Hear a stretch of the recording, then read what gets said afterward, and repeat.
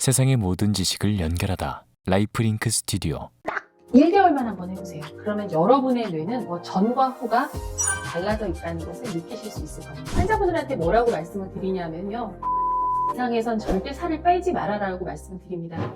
오늘 저 김희진 교수님 모시고 그 두 가지 주제에 대해서 알아볼 텐데, 나이와 상관없이 뇌 기억력을 효과적으로 개선하는 방법. 하나는 이제 하루 10분 투자로 그 치매 예방하는 좀 다양한 방법에 대해서 좀 알아보도록 하겠습니다. 네. 남들보다 네. 이렇게 뇌를 늙게 만드는 네. 그 주요 생활 습관에는 어떤 게 있을까요? 이제 대표적으로 알려져 있는 게 비만, 중년기 비만, 그 다음에 흡연, 그 다음에 고혈압, 고혈당, 고지혈증 같은 만성질환 같은 것들을 제대로 조절하지 않았을 때 뇌가 다른 사람보다 훨씬 더 빠른 속도로 노화를 겪는다고 알려져 있고요. 그 외에도 만성적인 스트레스, 그 다음에 수면 부족, 그 다음에 불규칙한 그리고 나쁜 식습관, 그리고 또 하나는 가만히 있는 거. 아무것도 하지 않고 가만히 있을 때 뇌가 급격하게 노화를 겪는다고 알려져 있습니다. 말씀해주신 그 네 가지 원인 중에서 특히 비만이 뇌 노화를 앞당기는 이유가 있나요? 비만도 사실은 나이대별로 다릅니다. 우리가 보통은 위험한 비만이 중년기 비만, 즉 중년이라고 하는 건 40대에서 60세 사이의 비만을 얘기하는데요. 특히나 복부 비만을 말씀을 드리는 겁니다. 이 복부 비만을 일으키는 것 중에 하나가 나쁜 지방세포가 뇌에 이러한 몸에 쌓이면서 결과적으로 체내를 만성염증 상태로 만들게 됩니다. 이 만성염증은 그러면 복부에 국한되어 있냐? 그렇지 않습니다. 혈액을 타고 온몸에 돌아다니면서 뇌에도 염증을 일으키게 되는데, 이 만성염증은 뇌의 나쁜 노폐물을 씻어내지 못하는 그러한 효과를 일으키게 됩니다. 특히 뇌의 나쁜 노폐물의 대표적인 게 바로 아밀로이드 단백질이라고 하는 건데요. 이 아밀로이드 단백질이 쌓이게 되면 바로 알츠하이머 치매를 일으킨다라고 알려져 있어서 우리가 복부 비만을 중년기에 계속 유지하는 것은 뇌 노화를 빨리 앞당기는 그러한 지름길이라고 말씀드려도 과언이 아닙니다. 비만이 뇌 노화에 영향을 미친다는 게 사실은 좀 일반적인 관점은 아니었던 것 같아요. 네. 나이대별 비만이 굉장히 중요해요. 예를 들어서 노년기로 갈수록 65세 이상에서는 이 체질량 지수라고 하죠. 이 BMI가 너무 낮아도 너무 높아도 사망률을 높이고 약간 통통한 경우가 치매가 덜 걸린다고 알려져 있습니다. 저희가 이제 운동 부족이 뇌 건강에 좋지 않다라는 거에 대해서는 이제 말씀을 주셨는데, 네. 무리한 다이어트가 네. 오히려 또 뇌 건강에 더 안 좋다라고 네. 얘기를 하셨는데, 그건 어떤 이유일까요? 제가 이제 환자분들한테 뭐라고 말씀을 드리냐면요. 60세 이상에선 절대 살을 빼지 말아라고 말씀을 드립니다. 이제 기본적으로 우리 몸은 어떻게 되냐면요. 나이가 들면 에너지로 사용할 수 있는 성분만 몸에 남기려고 합니다. 그 에너지 성분이 뭐냐 하면 바로 지방하고 당이에요. 나이가 들수록 빨리 에너지로 사용하기 위해서 근육, 단백질은 빼버리고 지방세포로 그 자리가 대체가 됩니다. 그런데 이 상태에서 우리가 급격한 다이어트를 하게 되면 나쁜 지방세포는 남아있고 몸에 있는 단백질은 빠져나가는 형태로 계속 악순환이 되는 겁니다. 근육을 형성하는 단백질 안에는요, 마이오카인이라는 그러한 구성 성분이 있는데, 이 마이오카인이 어떤 역할을 하냐면 뇌의 성장인자라고 하는 BDNF라는 그러한 뇌 보호 물질을 만들어줍니다. 그래서 사실은 근력이 어떻게 보면 우리 황금보다 중요합니다. 그런데 연세가 드시면 자연적으로 고효율인 지방세포를 계속 채우려고 하니까 우리가 거기에 급격한 다이어트까지 하게 되면 단백질이 소실이 되면서 근감소증을 일으키게 되고 그것이 또 치매를 일으킨다라고 알려져 있습니다. 어쨌든 이제 연령대가 중요한 거네요. 60대 이상. 그러니까 운동도 맞춤형으로 하셔야 돼요. 그래서 40대는 기본적으로 복부 비만을 줄이도록 노력을 하셔야 되고 60대는 근력 강화 운동을 하셔야 됩니다. 그래서 그런 것들은 아무도 알려주지 않잖아요. 그냥 무작정 운동하면 좋다고 생각을 하는데 그렇지가 않습니다. 그래서 현명한 다이어트가 되게 중요하고요. 나이대별 맞는 운동이 되게 중요하다고 말씀드리고 싶어요. 뇌세포를 네. 직접적으로 파괴하는 생활 습관이 있다고 하셨는데, 네. 어떤 걸까요? 이게? 가장 중요한 첫 번째 생활 습관, 나쁜 생활 습관은 바로 흡연입니다. 흡연은 뇌 건강에 굉장히 나쁩니다. 우리가 담배를 이렇게 딱 흡입하자마자 0.7초 만에 니코틴이 뇌로 갑니다. 이 뇌로 가면 어떻게 되냐면요. 뇌 안에 있는 쾌락 호르몬이 바로 도파민이라는 그런 성분이 있어요. 이 니코틴이 도파민을 엄청나게 많이 발생을 시킵니다. 그러면서 교감신경계를 건드려서 교감신경계가 굉장히 흥분을 하게 되니까 이 쾌락의 맛을 우리 인간이 잊지를 못하는 거예요. 그래서 담배를 끊지 못하게 되거든요. 하지만 이러한 쾌락도 결국은 과다하게 이 도파민 분비를 하게 되면 신경세포의 회로가 타버리고 그러면 뇌세포가 더 빨리 이렇게 줄게 되고요. 그다음에 담배 흡연 자체에 의해서 뇌혈류가 감소되고 뇌혈관의 구조적으로도 이러한 변화, 동맥경화라든지 이런 걸 일으키기 때문에 흡연은 절대로 하지 말아야 되는 나쁜 습관 중에 첫 번째 습관입니다. 근데 사실은 우리가 암이 되게 무서운 질병처럼 생각이 되시잖아요.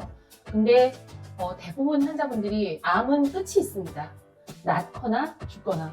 근데 이 치매라는 건 한번 이제 노출이 되게 되면 나로 끝나는 병이 아니고 처음에는 나를 도와주는 사람이 한 사람부터 시작해서 나중에 진행이 되게 되면 1+3, 1+4로 엄청나게 사회적 비용 부담이 되는 것뿐만 아니라 가족 전체에 영향을 주는 질환이기 때문에 사실은 어떻게 보면 흡연이 주는 가장 나쁜 영향은 바로 뇌기능 저하, 뇌세포 파괴, 그리고 궁극적으로는 치매라고 말씀드릴 수 있을 것 같아요. 그리고 그 뇌 건강을 위해서 이제 식습관도 굉장히 중요하다고 하셨는데 적절한 식습관이 있고 또 추천하시는 또 식습관이 있다고 말씀을 하셨거든요. 예, 일단은 제가 이 식습관에 대해서는 첫 번째로는 습관에 대해서 말씀을 드릴 거고 두 번째로는 이제 먹지 말아야 될 음식에 대해서 말씀을 드릴게요. 고쳐야 되는 식습관은 바로 미규칙한 식습관입니다. 그러니까 예를 들어서 저는 아침형 인간이에요. 새벽 4시면 일어나가지고 새벽 5시, 6시 되면 아침 식사를 완료를 하거든요. 그게 평생 이어진 저의 생활 습관입니다. 물론 저녁형 인간도 있어요. 아침에 늦게 일어나고 나는 저녁 식사를 먹어야지 몸이 편해 이렇게 얘기하시는 분도 계시는데요. 우리 뇌와 신체는 규칙적인 시간에 음식이 들어와야 혈류와 영양세포를 모두 장으로 보내줘 라는 서로의 약속을 하게 됩니다. 뇌는 갑자기 오는 경우의 수를 굉장히 당황하게 생각을 해요. 그게 급성 스트레스 반응인데요. 급성 스트레스 반응이 반복이 되게 되면 뇌세포를 파괴한다고 되어 있습니다. 그래서 항상 규칙적인 식습관을 유지하시는 것을 권유를 드리고요. 두 번째로 말씀드리고 싶은 것은 바로 음식이 들어가는 시간과 음식이 들어가지 않는 시간을 적절하게 비율을 조정하라는 말씀을 드리고 싶습니다. 우리가 보통은 아마 이런 간헐적 단식이라는 말을 들어보셨을 거예요. 네. 그게 8시간 식사를 하고 그 다음에 16시간 금식을 하게 되는데요. 16시간 동안 우리 배를 비워놓게 되면 어떤 일이 몸 안에서 발생을 하냐면 체내에 있는 가장 칼로리가 높은 효율성 있는 지방세포를 분해를 하게 됩니다. 그러면서 케톤체라는 걸 형성을 하게 되는데 이 케톤체가 뇌신경세포를 굉장히 보호한다고 알려져 있어요. 그래서 우리가 규칙적인 생활습관, 그 다음에 8시간 섭식, 16시간 금식 이런 타임을 좀 지켜주셨으면 좋을 것 같고요. 세 번째 법칙은 잠들기 2시간 전까지 모두 먹는 것을 다 완료하라는 것입니다. 뇌를 하루 종일 썼으니까 거기에 엄청나게 많은 노폐물이 있을 텐데 그 노폐물을 몸 밖에 빠져나가는 기간이 바로 수면입니다. 근데 자기 바로 직전에 이렇게 식사를 하시게 되면 장으로 피가 몰리면서 한마디로 뇌로 가는 피의 분율이 줄어들게 되면서 깊은 수면을 방해하거든요. 2시간 전에는 반드시 모든 식사를 끝내셔야 합니다. 두 번째로는 음식 자체에 대해서 말씀드리고 싶은데요. 나쁜 음식은 정해져 있습니다. 아마 이 방송을 들으시는 여러분들도 아마 알고 계실 텐데요. 쓰리백을 피하라라는 말씀을 드리고 싶어요. 소금, 설탕, 나쁜 지방 이렇게 세 가지를 말씀을 드리는데요. 물론 소금과 설탕은 적절한 양은 우리한테 필요합니다. 그런데 우리 음식 자체가 기본적으로 간이 들어가 있고 염분 섭취 농도가 WHO의 권장량보다는 4배에서 5배 이상 높다고 알려져 있어요. 그래서 우리가 식사를 할 때 약간 저염 시기를 하시는 게 좋고요. 그렇다고 해서 난 소금을 하나도 안 넣을래. 그렇게 되면 몸 안에 나트륨이라는 전해질이 떨어지면서 신경 전달 물질에 영향을 줍니다. 그러니까 적절한 염분 섭취 꼭 확인하시고요. 두 번째로는 당을 섭취할 때 우리가 단순당, 설탕을 드시면 안 돼요. 이러한 단순당은 기본적으로 갑자기 들어오자마자 몸 안에 있는 당 성분을 확 올립니다. 그렇게 되면 세포가 글라이케이션이라는 게 일어나게 돼요. 막이 이루어지면 몸 밖에 노폐물이 또 빠져나가지 않으면서 노화를 일으키는 만성 염증의 원인이 될 수 있습니다. 그래서 당분 섭취도 우리가 단순당은 될 수 있으면 뭐 과당 이런 거 있잖아요. 그런 걸 피하고 올리고당 위주로 식사를 하시면 좋습니다. 그 다음에 세 번째로는 이제 나쁜 지질에 대한 얘기인데요. 지방은 포화 지방산하고 불포화 지방산으로 나누게 됩니다.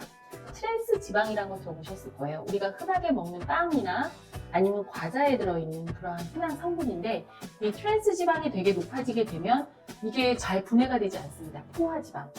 그러면 어떻게 되느냐? 먹는 것들이 분해되지 않고 몸 밖에 빠져나가지 않고 혈관벽에 쌓이는 거예요. 그게 바로 동맥경화라는 겁니다.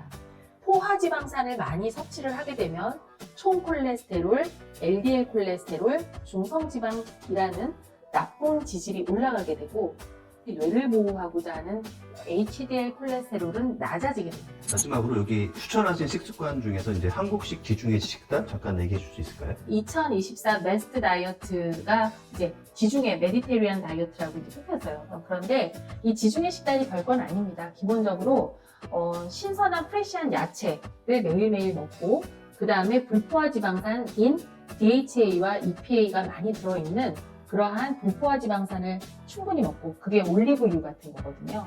그리고 단백질도 먹는데 이 단백질은 적절하게 동물성 단백질 중에 그 생선을 일주일에 2번 정도 먹고 그 다음에 붉은색 기가 들어있는 살코기 같은 경우 한 달에 한두 번 정도 먹으라고 되어 있는데요. 기본적으로 한국식 지중해 식단을 강남 세브란스 영양팀에서 개발을 했거든요.